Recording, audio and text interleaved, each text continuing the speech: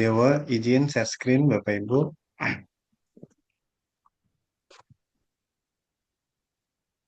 Ya, apakah sudah terlihat? Sudah, sudah jelas. Ya, baik. Terima kasih Bapak Ibu semua. Senang sekali dapat bertemu dan berjumpa kembali dengan Bapak Ibu semua. Kita belajar bersama Bapak Ibu.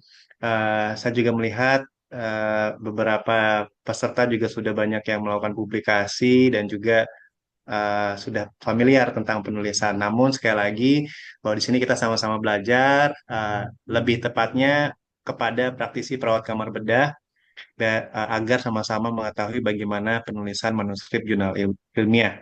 Tadi apa yang disampaikan oleh Pak Jum dan juga Mas Ikar sudah cukup merangkum juga memperingan pekerjaan saya.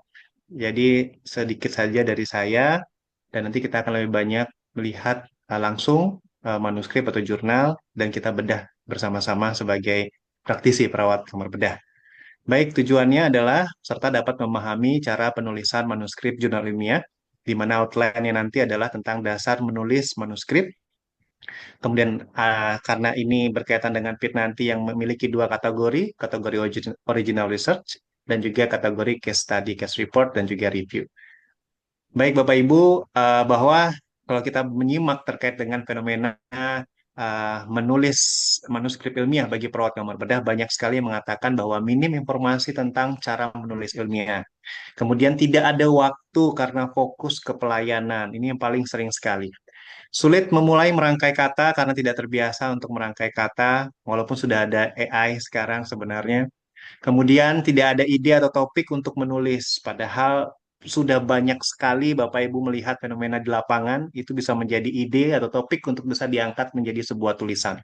Tidak ada untungnya menulis. Kalau Bapak Ibu menyimak, menulis itu seperti kutipan Bapak Kolin yang disampaikan oleh Pak Jumanto tadi, manusia bisa dikenang dengan tulisannya. Jadi menulis itu banyak sekali untungnya. Tidak tahu cara mencari reference sebagai contoh. Nanti kita akan membedah dalam workshop kali ini tentang beberapa artikel-artikel yang ada. Dan demotivasi karena tidak ada reward. Kalau Bapak Ibu menyimak lebih dan memperdalam lagi bahwa ketika Bapak Ibu mempublikasikan karya, itu justru mendapatkan reward atau poin terhadap Bapak Ibu di tempat instansi Bapak Ibu masing-masing. Jadi jangan dimotivasi. Jadi apa sebenarnya tujuannya? Visinya adalah membangkitkan semangat menulis ilmiah bagi perawat kamar bedah di seluruh Indonesia, sehingga mampu mempublikasikan karyanya tidak ragu dan percaya diri untuk mempublikasikan karyanya. Salah satunya dengan menulis manuskrip jurnal ilmiah. Sebenarnya apa itu manuskrip jurnal ilmiah? Kalau Bapak Ibu memperhatikan bahwa dokumen akademik, dokumen resmi, dokumen ilmiah yang berisi hasil penelitian, baik itu kajian kasus yang tadi disampaikan oleh Mas Ikar, baik itu case report maupun case study, atau tinjauan ilmiah dalam bentuk review yang disiapkan untuk diterbitkan dalam jurnal ilmiah. Kenapa harus di jurnal ilmiah? Karena ini dalam bentuk manuskrip jurnal ilmiah. Sebenarnya publikasi pun bisa dilakukan dengan conference, presentasi, itu bisa dilakukan. Kemudian, apa ciri-ciri dari manuskrip jurnal ilmiah? Bersifat sains, ada dasar ilmiahnya, dan bersifat akademik, bukan berarti orang akademisi saja yang harus melakukan ini, tidak, praktisi pun juga. Itulah kenapa hari ini webinar ini ada. Kemudian menggunakan metode ilmiah. Ada metode-metodenya. Kemudian mengikuti format jurnal. Sebagaimanapun kami menjelaskan dari Pak Jum, Mas Ikar, dan juga saya, tetap kembali kepada author guideline atau panduan penulisan dari masing-masing jurnal atau tempat akan melakukan publikasi. Jadi itu merupakan kunci utamanya dan harus diperhatikan baik-baik oleh Bapak Ibu. Melalui peer review proses penerbitan, artinya untuk bisa diterbitkan tidak sembarang asal terbit, bahkan ada beberapa yang ditolak karena tidak sesuai dengan standar. Bukan hanya standar panduan penulisan, tetapi juga standar konten atau isi dari manuskrip Bapak Ibu, penelitian dari Bapak Ibu atau review, case study, case report dari Bapak Ibu. Sehingga perlu ada reviewer yang untuk mereview kembali kira-kira layak atau tidak layak untuk dipublikasikan. Karena apa? Karena banyak yang akan membaca, karena banyak yang akan mensitasi sehingga agar tidak salah keilmuan tersebut. Kemudian biasanya terdiri dari judul, abstrak, pendahuluan, metode, hasil, pembahasan, kesimpulan, dan daftar pustaka. Itu biasanya. Secara umum ya Bapak Ibu ya. Kemudian apa tujuan menulis manuskrip jurnal ilmiah? Agar masyarakat atau keilmuan kita, komunitas keilmuan kita, dalam hal ini HIPKABI, mengetahui update ilmu dari masing-masing tempat Bapak Ibu atau yang Bapak Ibu lakukan secara penelitian. Kemudian tentunya berdampak pada perkembangan ilmu pengetahuan, teknologi, apalagi teknologi terus sangat cepat sekali zaman sekarang. Siapa tahu ada penelitian tentang teknologi yang berinovasi, itu sangat diharapkan sekali agar tidak ketinggalan zaman. Menjadi referensi bagi agen perubahan. Jika Bapak Ibu ingin berubah, maka dasarnya adalah ilmiah ini. Menjadi referensi bagi peneliti selanjutnya untuk mendapatkan gap penelitian, untuk penelitian berkelanjutan nantinya, dan menjadikan peluang dalam pengembangan suatu inovasi. Ya, format isian dasar manuskrip jurnal ilmiah, sekali lagi, ini secara umumnya Bapak Ibu, ada judul, ada identitas dan korespondensi dari penulis, kemudian abstrak dan kata kunci. Saya ingin menjelaskan kembali terkait dengan korespondensi penulis itu adalah orang yang akan dikontak dari tim penulis banyak, hanya satu yang akan dikontak, itu korespondensi yang juga berhubungan dengan editor jurnal. Kemudian abstrak dan kata kunci tadi sudah disampaikan isi dari abstrak ada pendahuluan, ada sedikit latar belakang, tujuan, metodenya, hasil sesuai dengan jenis dari karya tulisnya. Kemudian metodenya, hasil, pembahasan, simpulan, ucapan terima kasih, ada acknowledgement kalau diminta ya sesuai dengan panduan. Kepentingan tulisan atau conflict of interest itu maksudnya adalah ada nggak kepentingan dalam penulisan ini?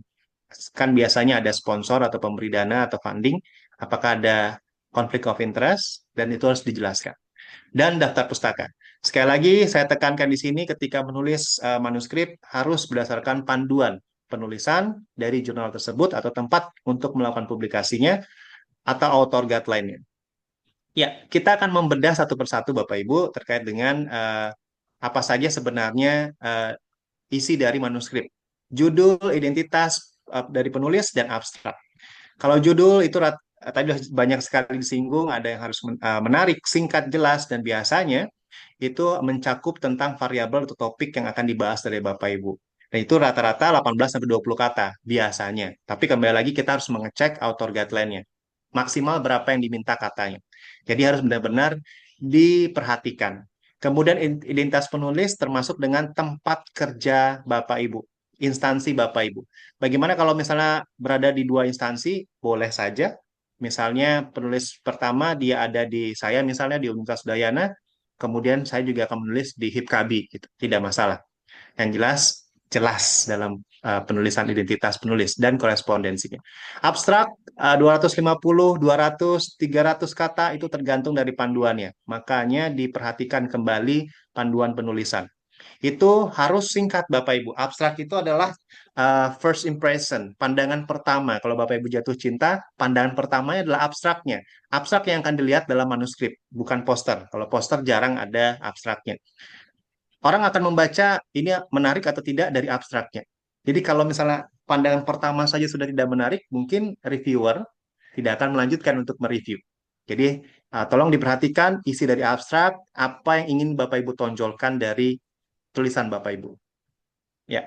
Kemudian selanjutnya pendahuluan. Kalau pendahuluan itu berisi tentang latar belakangnya. Kenapa? Bukan hanya sekedar data-data secara global saja, Bapak Ibu. Bukan sekedar data-data secara epidemiologi saja, tapi paling penting adalah adanya gap. Menjelaskan kenapa penelitian Bapak Ibu ini atau tuh karya Bapak Ibu ini berbeda dari penelitian-penelitian lain. Walaupun variabelnya atau topiknya itu sama. Apa yang membuat beda? Bapak Ibu bisa menjelaskan secara gap-nya. Gap-nya itu dilihat dari penelitian terdahulu seperti apa, penelitian Bapak Ibu fenomenanya seperti apa, dan celahnya, kesenjangan gap-nya itu adalah penelitian Bapak Ibu.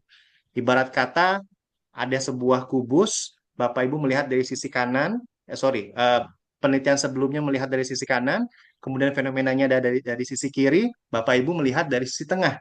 Nah, Bapak Ibu masuk untuk memberikan solusi inovasi dari sisi tengah ini. Itulah yang disebut dengan gap, Bapak Ibu ya. Beda dengan urgency. Urgency itu adalah kenapa hal ini harus dilakukan. Mungkin ada dampaknya jika tidak dilakukan, mungkin akan membuat semakin banyak cost efektif yang akan keluar secara manajemen dan sebagainya. Itu urgensinya. Dan dalam latar belakang pendahuluan itu sudah ada juga kebermanfaatan dan tujuan. Biasanya juga diminta adalah research question atau rumusan masalah atau pertanyaan dari penelitian. Dan itu akan berkaitan dengan tujuan, sehingga itu harus dipegang teguh sampai akhir.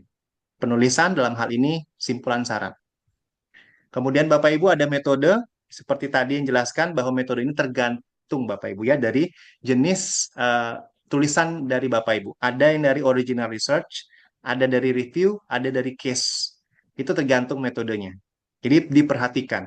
Kalau secara umum biasanya pasti menjelaskan seperti waktu pengambilan datanya, tempatnya di mana, kriteria dan jumlah respondennya atau partisipannya, kemudian teknik sampelnya, instrumen atau kuesionernya, kemudian validitas dan reliabilitas dari kuesionernya, apakah sudah valid atau reliable, kemudian prosedur pengumpulan datanya seperti apa, teknik analisisnya seperti apa, dan etik penelitian. Biasanya, original research, baik itu kuantitatif, kualitatif, maupun mixed method, itu pasti diminta etik penelitian. Ataupun case study yang memang bersentuhan langsung dengan human, manusia, pasti diminta etik penelitian. Ya, jadi mohon diperhatikan etik penelitiannya Bapak Ibu ya di komisi etik masing-masing. Kemudian komponennya seperti yang saya jelaskan tadi ada teknik sampling, analisis, dan prosedur. Dari hasil Bapak Ibu, di hasil itu adalah gambaran dari tujuan. Jadi di awal Bapak Ibu sudah menentukan tujuannya. Tujuan saya ingin mengetahui bagaimana perawat kamar bedah itu melakukan operasi laparoskopi gitu misalnya. Bagaimana tekniknya dan sebagainya. Hasilnya jangan melebar ke laparotomi. Harus fokus ke laparoskopi. Karena tujuannya itu, rumusan masalahnya itu. Kalau membandingkan dan sebagainya nanti di pembahasan. Tapi hasilnya harus berdasarkan apa yang menjadi tujuan Bapak Ibu. Fokus pada tujuan, fokus pada temuan, temuan baru dari Bapak Ibu. Ini yang membuat beda penelitian Bapak Ibu dengan penelitian sebelumnya. Kemudian pilih tampilan yang sesuai dengan temuan. Dalam artian, kalau Bapak Ibu ingin menggunakan tabel ya silahkan. Kalau Bapak Ibu menggunakan grafik ya silahkan. Atau gambar ya silahkan. Tetapi harus relevan dengan temuannya. Dan gampang dibaca oleh orang. Dalam penulisan hasil, jangan menulis semua yang ada di tabel. Laki-laki 5%, perempuan 95%, agama Islam 95%, agama Hindu sekian dan seterusnya, kemudian pekerjaan 5 tahun, 6 tahun, jangan semua karena itu ada batasan menulis manuskrip. Strateginya seperti apa? Tulislah yang dominan. 95% perempuan dalam penelitian ini 95% perempuan dengan mayoritas beragama Muslim gitu. Narasinya seperti itu. Jadi jangan semua disebutkan. Itu untuk efektivitas dalam penulisan manuskrip untuk bagian hasil. Nah, kemudian untuk pembahasan, kalau tadi misalnya tujuannya untuk bagaimana perawat kamar bedah untuk laparoskopi gitu misalnya, kalau di hasil ya fokuslah pada laparoskopinya. Tapi kalau di pembahasan ingin mengcompare dengan temuan lain yang mungkin penelitian sebelumnya itu belum ada tentang laparoskopi, boleh tapi cuma ada laparotomi saja, boleh dibandingkan dengan itu. Tapi ada reasonnya, ada alasannya. Jadi fokuslah pada pembahasan. Banyak sekali penulis itu menulis hasil penelitian di pembahasan. Tidak ya Bapak Ibu ya. Jadi pembahasan ya pembahasan. Tidak ada lagi hasil penelitian. Kalau misalnya tadi dikatakan 95% perempuan dan mayoritas Muslim, di pembahasan ya sampaikan saja alasannya kenapa kok bisa banyak perempuan dan banyak Muslim gitu misalnya. Dijelaskan di sana. Jadi bukan lagi mencantumkan hasilnya di pembahasan. Pembahasan yang membahas. Apa yang dibahas? Hasil temuannya. Kok bisa? Kenapa kok bisa? Gitu. Bagaimana kok bisa? Sistematikanya seperti itu. Itu yang dibahas. Boleh membandingkan dengan penelitian sebelumnya, boleh dibandingkan dengan konsep teori jika menggunakan model konsep teori. Boleh. Oh, ini udah sesuai dengan teorinya. Oh, ini belum sesuai. Ya, kenapa belum sesuai? Oh, ini udah sesuai. Ya, kenapa sudah sesuai? Dijelaskan, dibahas. Dan Bapak Ibu sebagai penulis juga berhak memberikan argumen ilmiah tapi tetap berdasarkan sains, berdasarkan ilmiahnya. Saya bilang bahwa keterlambatan operasi karena faktor budaya, argumen ilmiah saya, karena dari hasil penelitian dan apa yang saya temukan dalam meneliti. Apa dasarnya?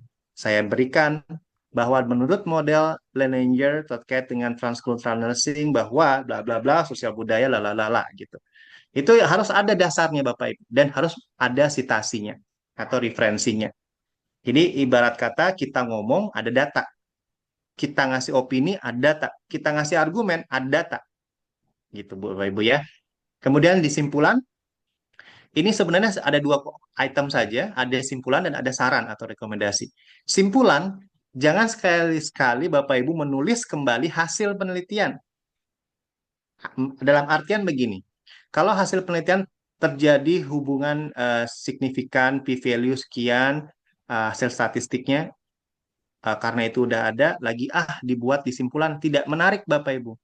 Simpulkan saja, ini efektifkah intervensinya, hubungannya kuatkah, atau bagaimana? Narasikan itu. Jadi tidak usah mengulang lagi. Ini kebiasaan yang sering saya temui sebagai reviewer ketika penulis itu mengulang kembali. Padahal sudah ada sebelumnya di hasil dan pembahasan. Jadi intinya disimpulan adalah menyimpulkan, namun juga simpulan yang menyimpulkan. Berdasarkan apa? Berdasarkan tujuan dari Bapak Ibu setting di awal tadi. Apa sih tujuan Bapak Ibu meneliti? Yaitu simpulkan. Itu jawabannya. Dan rekomendasi atau saran itu jelaskan. Jangan membuat saran atau rekomendasi yang eh, menerawang atau kurang konkret gitu. Biasanya membuat saran itu dapat memberikan pengaruh perkembangan ilmu pengetahuan gitu. Itu kan sangat superficial, sangat umum. Ya maksudnya pengembangan ilmu pengetahuan yang seperti apa? Yang relate dengan topik dan tujuan penelitian Bapak Ibu yang seperti apa pengembangan itu? Dapat diimplementasikan sebagai intervensi keperawatan. Intervensi keperawatan seperti apa yang Bapak Ibu inginkan untuk memberikan saran? Jadi harus konkret, jelas, spesifik, dan nyata. Jangan menerawang.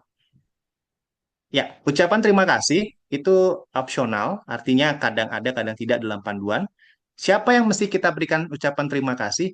Bukan karena pengalaman review kemarin di PIT Lombok tahun lalu, itu ucapan terima kasih saya ucapkan kepada Ketua Umum PP HIPKABI, Ketua PW HIPKABI lalala provinsinya. Terima kasih kepada seluruh perawat eh, yang telah membantu. Terima kasih kepada orang tua saya, terima kasih kepada anak saya. Bukan begitu Bapak Ibu ya. Ucapan terima kasih dalam manuskrip dalam hal akademik dan sains adalah ucapan terima kasih siapa yang memberikan funding atau sponsor. Siapa yang membantu berperan besar dalam penulisan Bapak Ibu. Pembimbingnya kah? Misalnya tidak ada funding atau tidak ada sponsor. Siapa yang paling besar pengaruhnya sehingga manuskrip ini hadir dan ada? Itu diucapkan. Dan bahasanya ya bahasa ilmiah. Ya bukan bahasa kayak penerima award. Terima kasih saya ucapkan kepada manajemen saya dan sebagainya. Bukan ya. Kemudian kalau tidak ada keterlibatan mereka ya jangan nggak usah diucapkan terima kasih. Dan itu limit biasanya satu kalimat paling banyak dua kalimat. Jadi tidak usah banyak-banyak. Kepentingan tulisan atau konflik of interest itu maksudnya adalah ketika Bapak Ibu didanai, misal nih, ada produk diabetes, memberikan dana sekian ratus juta kepada Bapak Ibu untuk penelitian. Produk diabetes ini uh, harus dijelaskan bahwa kami meneliti netral, artinya tidak ada kepentingan. Dan itu sudah ada formnya, nanti akan ada lebih lanjut formnya. Bahwa tidak ada kepentingan, mentang-mentang dia yang memberikan dana ratusan juta, hasilnya bagus aja gitu. Enggak boleh kayak gitu. Itu ada etiknya dan itu harus netral. Ada formnya juga yang harus diisi. Bahwa memang tidak ada konflik of interest. Ya, itu biasanya untuk yang diberikan oleh sponsor atau funding. Funding di luar dari institusi pendidikan. Artinya dalam produk-produk ini, produk itu gitu. Silakan diisi form untuk konflik of interest. Itu yang dimaksud dengan konflik kepentingan atau konflik of interest. Dan daftar pustaka, silakan diperhatikan panduannya apakah menggunakan APA atau font cover atau yang lain sebagainya. Silakan diperhatikan. Karena biasanya manuskrip ditolak itu bukan karena konten yang tidak bagus, tapi karena tidak memenuhi kaidah panduan format penulisan. Kalau saya sebagai reviewer tidak memenuhi format penulisan, saya langsung reject tanpa saya baca.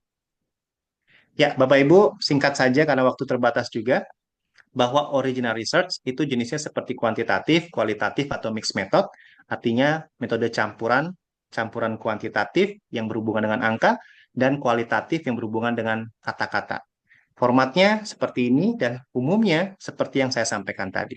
Lalu bagaimana dengan case study atau case report? Kalau secara maknanya adalah case study dan case report itu mungkin kedengaran mirip, tapi kalau ditelaah seperti yang disampaikan Mas Sekar tadi, kalau case study itu yang unik, yang langka, yang tidak banyak dibahas, yang diikuti terus gitu. Tapi kalau case report itu laporan kasus yang mungkin sudah dilakukan keseharian, kemudian ini ingin dilaporkan aja, ingin dibandingkan aja antara kasus satu sama kasus dua, mereka ingin membandingkan mana sih yang lebih gini efektif atau bagaimana gitu. Itu bisa case report. Jadi kalau bedanya case study itu case study dia akan mengikuti terus dan ini case-nya langka nih, uji coba atau tidak banyak dibahas atau kasusnya itu misalnya pasien SLE, lupus, kemudian kanker jadi satu dan akan dilakukan operasi. Nah, itu kan jarang sekali gitu, complicated seperti ditambah gagal ginjal dan gagal jantung gitu misalnya. Itu kan langka sekali dan tidak banyak yang secomplicated itu gitu misalnya. Itu bisa jadikan case study dan diikuti kasusnya itu.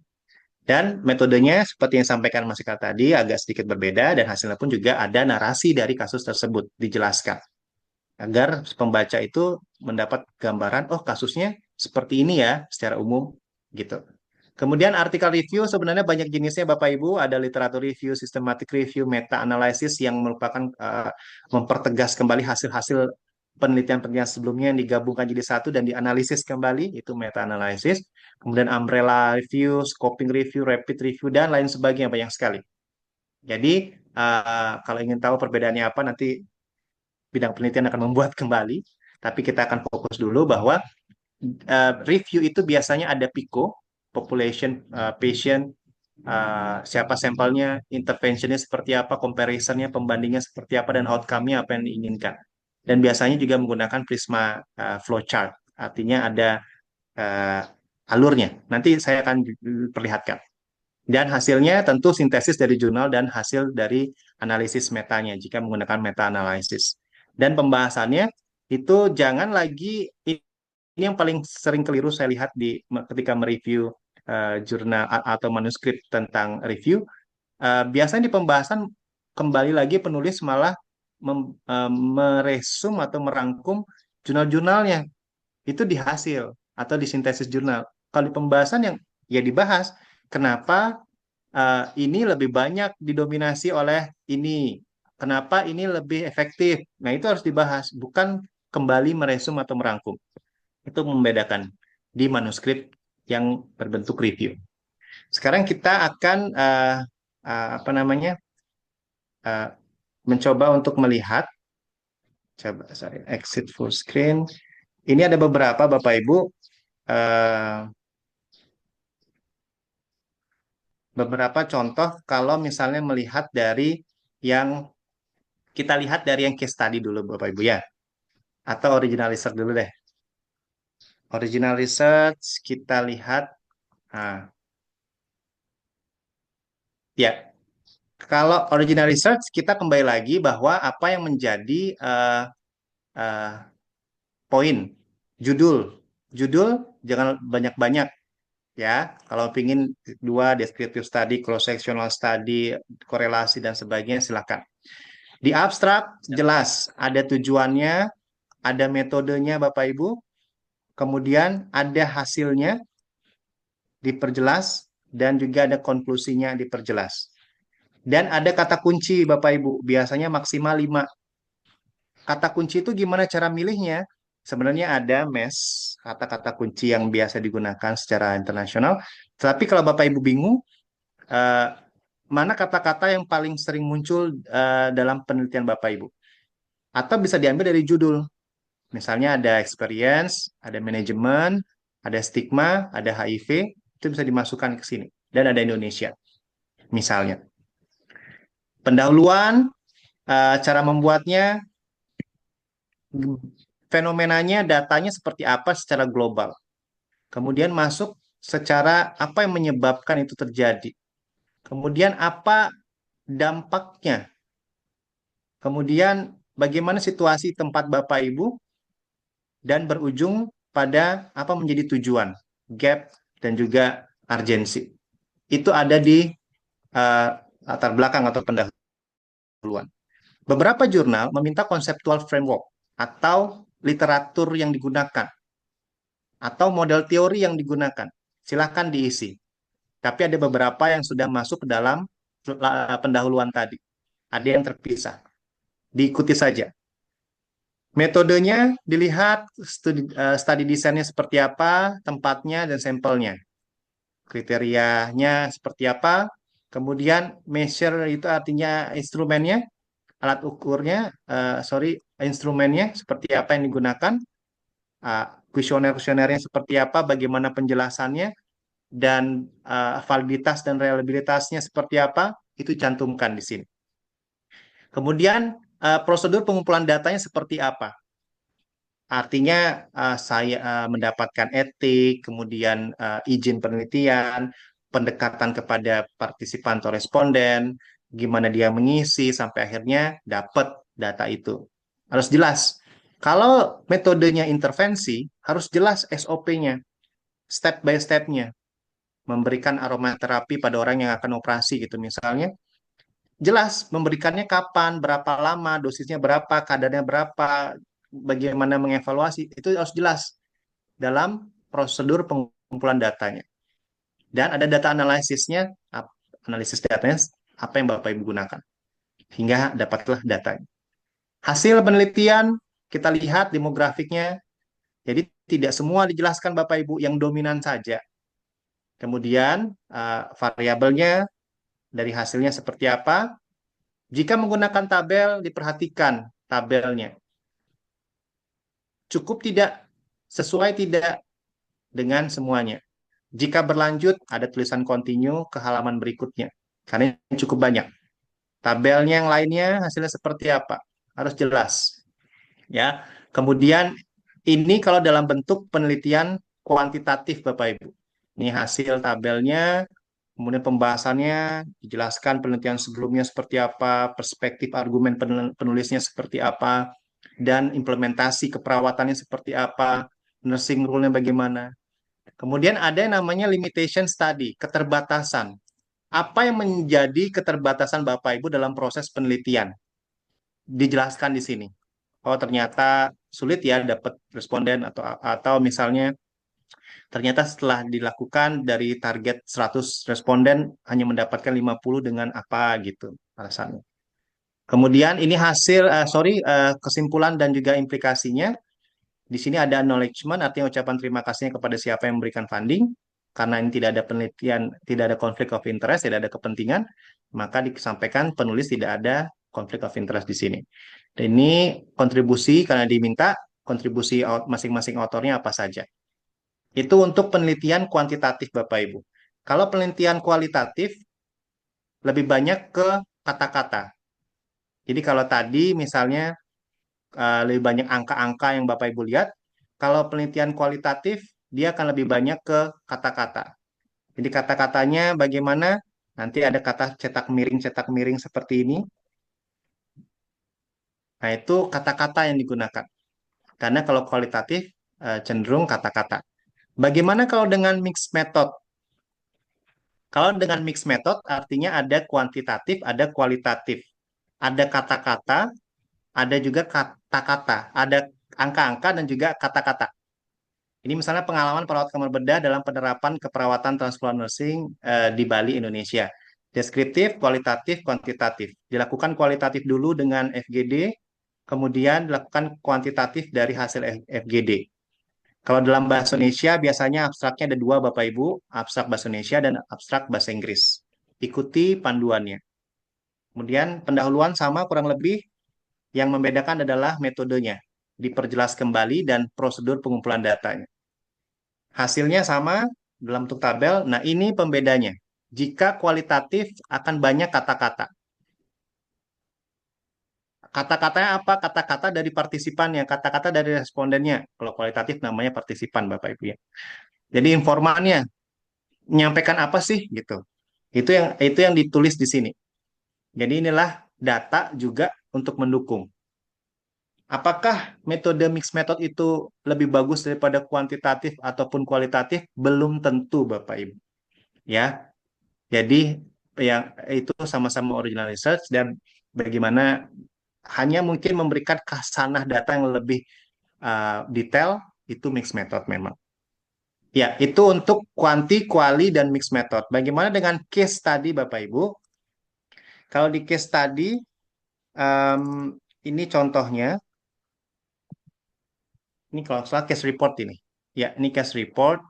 Eh, Misalnya case report tentang perioperative nursing untuk suhu tubuh, manajemen suhu tubuh, untuk mitral valve repair gitu misalnya.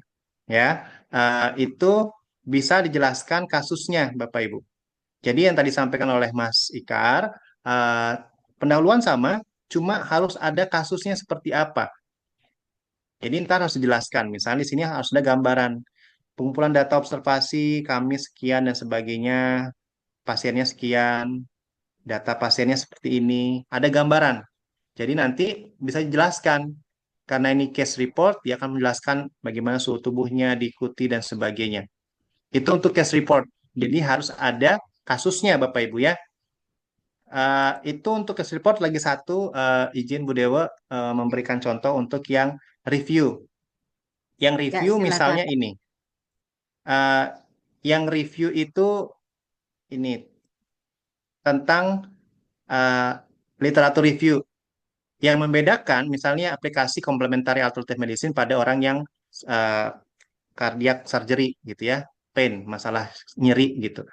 Di sini yang membedakan adalah metode yang disampaikan saya tadi terkait dengan Prisma flowchart. Nah, tadi Mas Ika juga bilang jangan di Google Scholar saja lah, tapi yang lain juga. Semakin banyak khasanah sumber, semakin baik. Berapa jumlah artikelnya, berapa total yang ditemukan, kemudian eh, berapa akhirnya, hanya 18.